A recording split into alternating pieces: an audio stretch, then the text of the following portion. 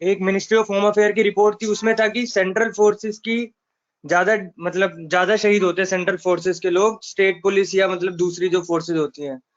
तो उसके पीछे एक उन्होंने एक रीजन दिया था कि या तो लोकल्स कॉम्प्रोमाइज होते हैं या स्टेट पुलिस खुद कॉम्प्रोमाइज होती है। तो मतलब वहां पे जाके जब आप कह रहे हो कि टीम वर्क हमें करना पड़ता है, लेकिन जब टीम के मेंबर्स ही कॉम्प्रोमाइज होते हैं तो फिर मतलब कैसे आप आगे वो करते हो?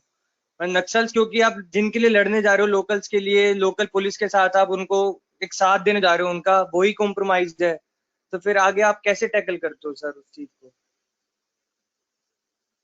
शिवम, इसका जवाब मैं देती हूँ। सबसे पहले देखो, हम लोग ये मान के ही नहीं जाते हैं, जब हम अंदर जाते हैं, नक्सल गांव में मैं भी गई हूँ, लोगों से मिली हूँ। सबसे पहले बेटा आपको अपने मन से ये निकाल देना है कि नक्सल कोई एक जाति है, नक्सल कोई एक है। नक्सल एक सामान्य आदमी है, ठीक है। हम लोग एक परिवार में रहते हैं, मान लो हमारे घर में 5 बच्चे हैं, हम अपने 4 बच्चों की बहुत कायदे से देखभाल करते रहे और एक बच्चे को हम लगातार नेग्लेक्ट करते रहे। हमने उसकी किसी भी जरूरत का ध्यान नहीं दिया, उसकी शिक्षा का ध्यान नहीं दिया, उसके खाने पीने का ध्यान नहीं दिया, उसको बिल्कुल हमने नजरअंदाज कर दिया।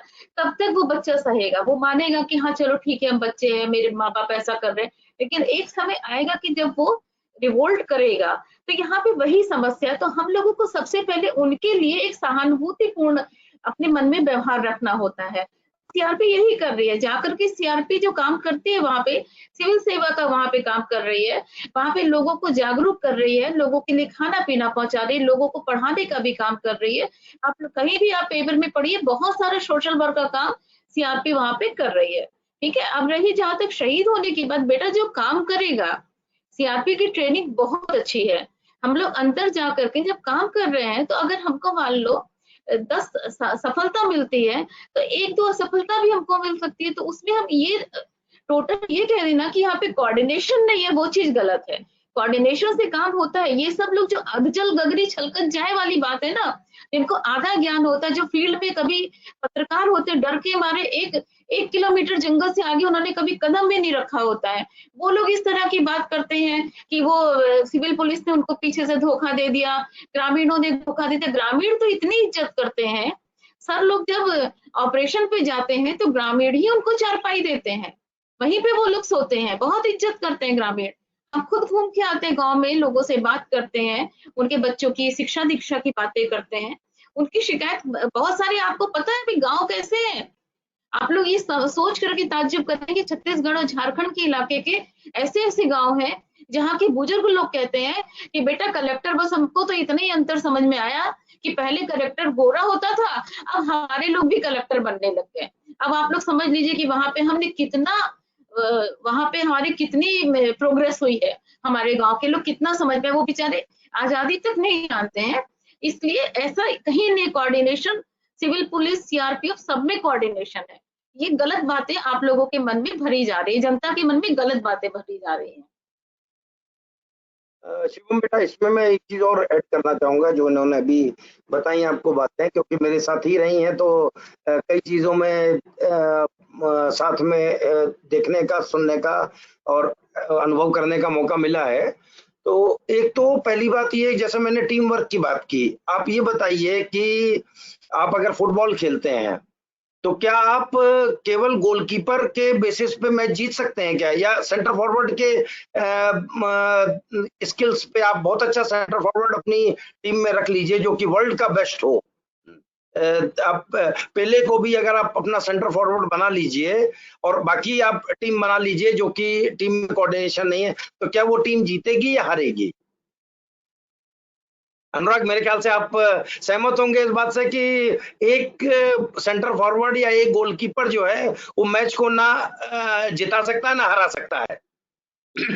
उसी प्रकार से जैसे जो भी, और एक चीज और भी है कि मैं हमेशा सिस्टमिक अप्रोच का एक वो रहा हूँ, मानने वाला रहा हूँ। तो जैसे हमारे शरीर में भी कोई जब बीमारी आती है तो सबसे पहले जो लोड पड़ता है वो व्हाइट ब्लड सेल्स पे पड़ता है। जो भी हमारे बायोलॉजी के विद्यार्थी रहे वो जानते होंगे इस बात को कि जो लड़ने का काम है वो व्हाइट ब्लड सेल्स करते हैं। तो सबसे ज्यादा आपके जो जब पस निकलता है तो पस में सबसे ज्यादा संख्या जो होती है वो व्हाइट ब्लड सेल्स की होती है। इसलिए हम लोग जो फ्रंट पर हैं या उसमें, हमें इससे कोई विचलित नहीं होते हैं कि नंबर्स में कि क्या क्या हुआ, नंबर कितने थे, फॉरेस्ट वाले कितने शहीद हुए, पुलिस वाले कितने शहीद हुए, रेवेन्यू के कितने शहीद हुए, इससे कोई ताल्लुक नहीं, क्योंकि एक टीम का काम है। जो जिस टीम के मेंबर की जो ड्यूटीज है, जो उसका काम है, जो उसको फ्रंट दिया गया, वो अपना फ्रंट संभाल रहा है। हर एक व्यक्ति अगर राइफल लेके और नक्सल मैनेजमेंट करने लग जाएगा तो क्या हो जाएगा, वो संभव भी नहीं है और उसकी आवश्यकता भी नहीं है। तो कुछ लोग फ्रंट पे होते हैं, कुछ उनको बैकअप करने के लिए पीछे होते हैं, कुछ लोग लॉजिस्टिक्स प्रोवाइड करते हैं, कुछ लोग दूसरी और जो संसाधन है वो प्रोवाइड करते हैं। तो ये पूरी कड़ी है, एक पूरी चेन है।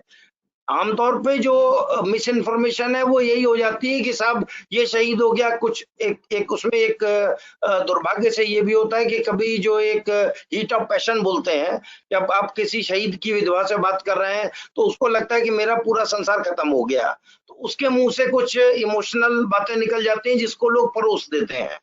तो ये सब चीजें जो होती हैं, इनको थोड़ा सा बड़ा डिस्पैशनेट तरीके से और एक प्रोफेशनल तरीके से समझने की आवश्यकता है। और कई लोग अच्छे भी हैं, कई अच्छे एनालिसिस भी आप देखते हैं। तो मेरा यही कहना है कि चीजों को पर्सपेक्टिव में देखें, अपना खुद का ओपिनियन बनाए, दूसरे के ओपिनियन से डाइवर्ट ना हो। फैक्ट आप रखें बट ओपिनियन अपना रखें।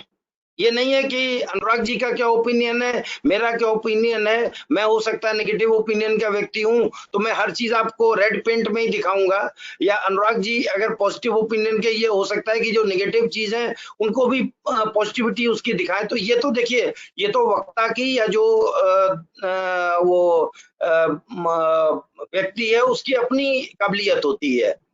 आपको as a budding person, as a aspirant, अपने आप में पॉजिटिविटी रखनी चाहिए और फैक्ट्स को ग्रहण करना चाहिए, जैसे निरीक्षर विवेक होता है, तो उसमें ध्यान रखते हुए और क्या चीज सही हो रही है, क्या चीज गलत हो रही है, उसके बारे में क्लैरिटी रखनी चाहिए। एक चीज इसमें और जो जैसे भाभी ने बोला, जो और शायद वो सबसे सटीक चीज है कि जो लोग दिल्ली में बैठ करके और ये बड़े बड़े लेख लिखते हैं नक्सलवाद पर और इस पर उस पर, तो जो भाभी ने बोला कि पत्रकार वहां 1 किलोमीटर से अंदर नहीं जाते और बाहर बैठ करके वो दुनिया भर का परसेप्शन या वो बनाते हैं, तो जो इनका बेसिक सवाल था कि वो अपने लोग हैं, तो आप अपने उनको तब कह सकते हैं जब आप अपनों को जाने। यहाँ तो आप बैठ करके बोल रहे हो कि वो अपने लोग हैं, लेकिन आप उनको कितना जानते हैं, उन जातियों के बारे में, उन जनजातियों के बारे में, उनके वेज ऑफ लिविंग के बारे में कितना जानते हैं, तब आप बोल सकते हैं। क्योंकि आप ये मान करके चलिए कि बहुत सारे लोग बहुत कुछ बोल रहे हैं और वो बहुत सारी चीजें अलग अलग प्रोपेगेंडा के अंदर चलाई जा रही हैं, तो पहले खुद सच जानने की वो रखिए।